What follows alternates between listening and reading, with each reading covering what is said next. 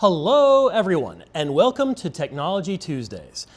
Today, I want to talk about something that I think educators, parents, and community leaders need to take much more seriously. Not just whether students use AI to write an essay, not just whether teachers use AI to save time, but a much bigger question. What is AI going to do to jobs? And more specifically, are we still preparing students for the job market we think exists, or for the one that is actually forming right now? Because I'll be honest with you, I think a lot of our traditional assumptions are starting to crack.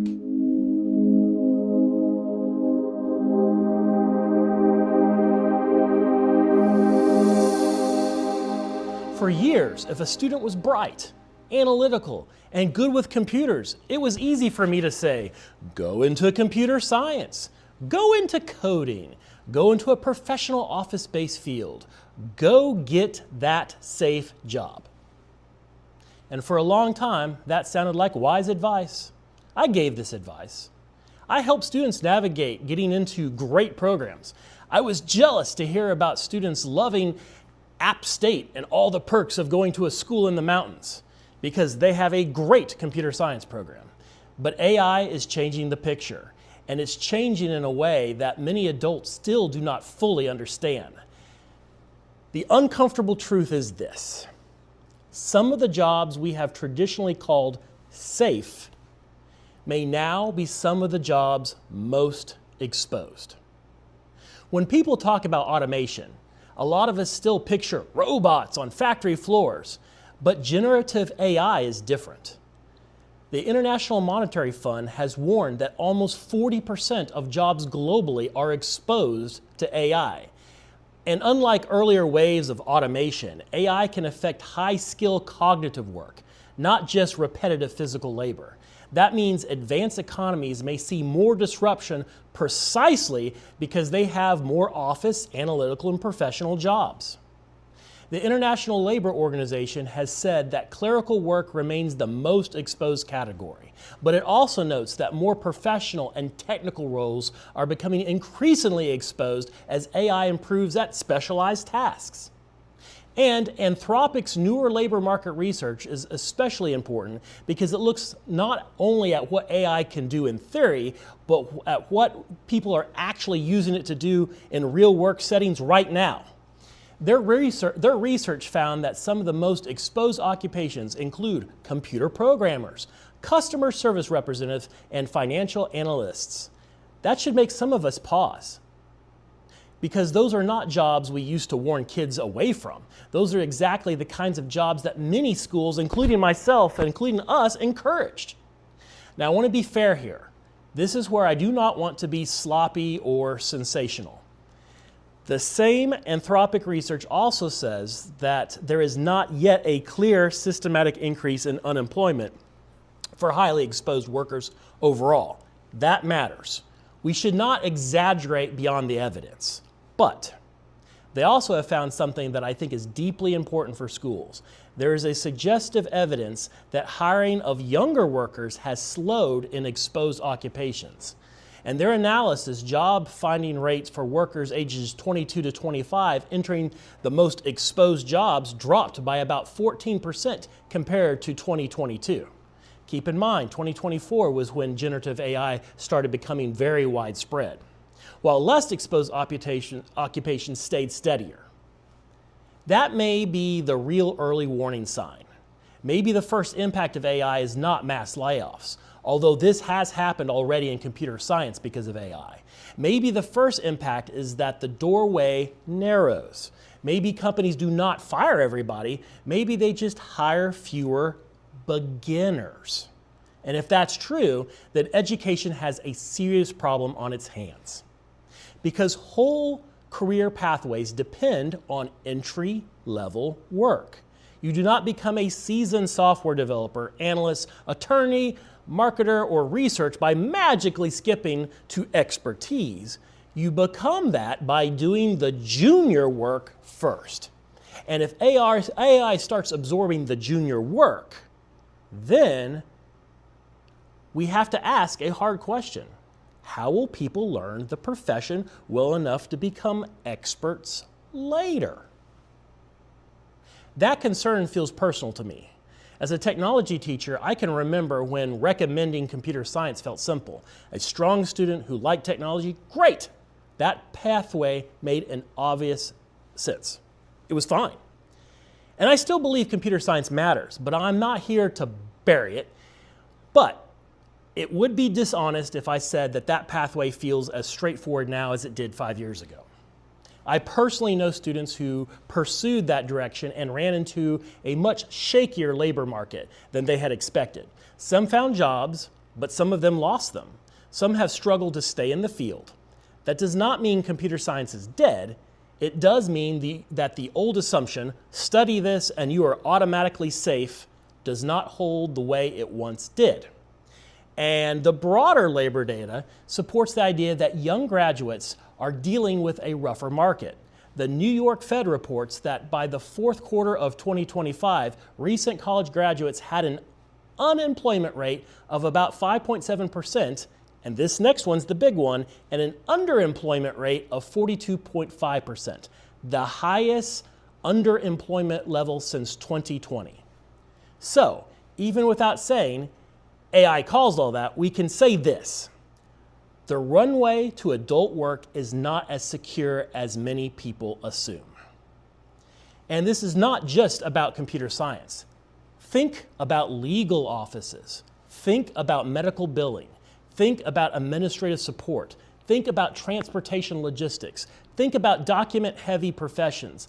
Think about all the jobs built around reviewing text, summarizing information, preparing drafts, comparing documents, or doing first-pass analysis, or really even second-pass analysis.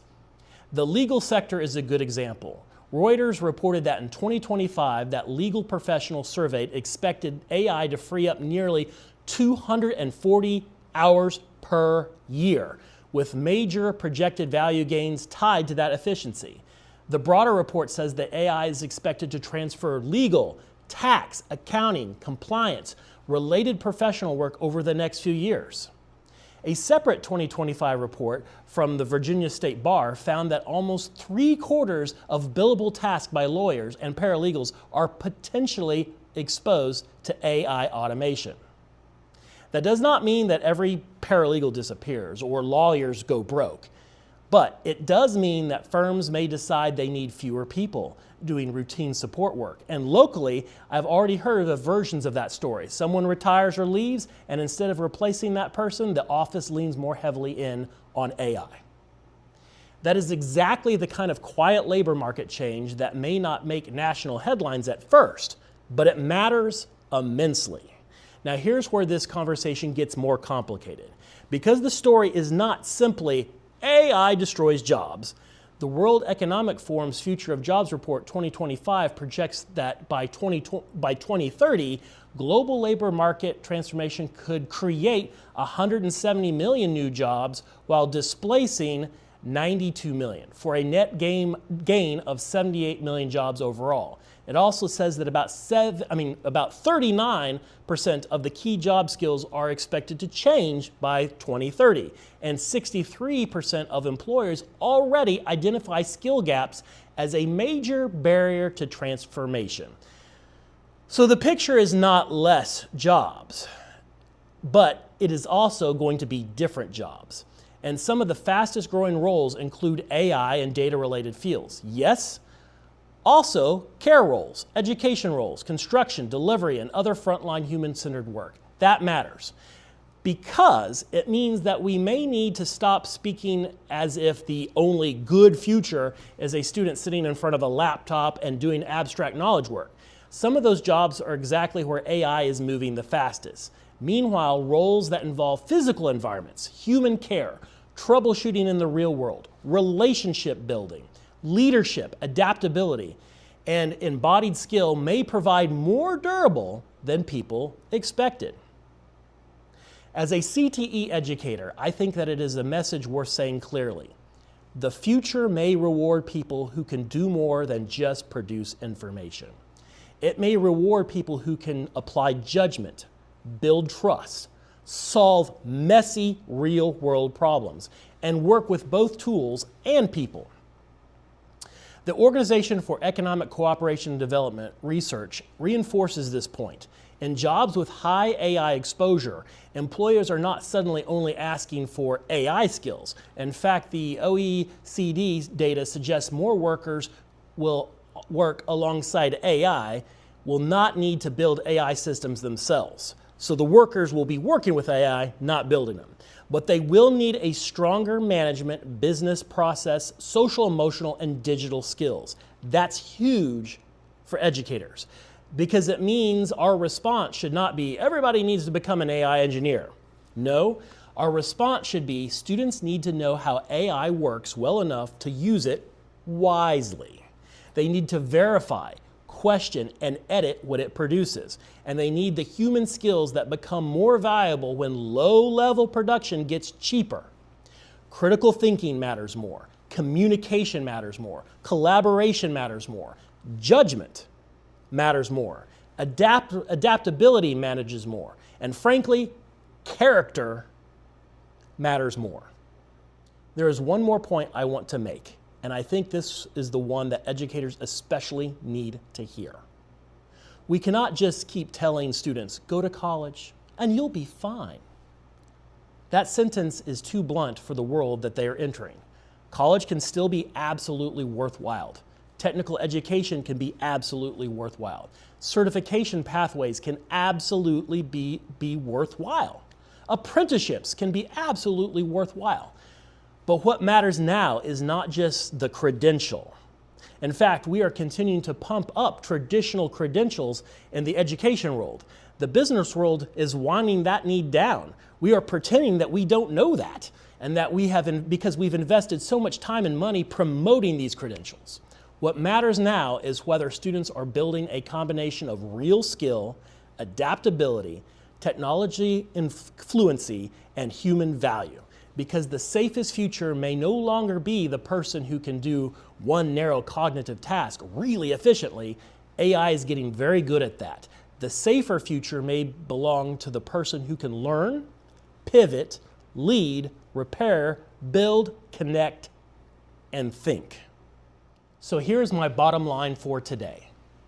AI may not lead to fewer jobs in the simplest sense, but is likely to lead to fewer traditional pathways into some jobs, especially in white-collar and entry-level knowledge work. And that means schools cannot afford to stay trapped in outdated career advice. We need to prepare students for a world where some office jobs are less secure than they appear. Some hands-on, human-centered jobs may have more value than people once assumed. And nearly every field will require people to work with AI without surrendering their judgment to AI. This is not fear-mongering. That is responsible leadership. And if we do not guide that conversation, then we are leaving students to figure it out on their own in a labor market that is already changing under their feet. The future of work is not just about who can use AI. It's about who can still bring something human when everyone has AI. Thanks for joining me for Technology Tuesdays. See you next time.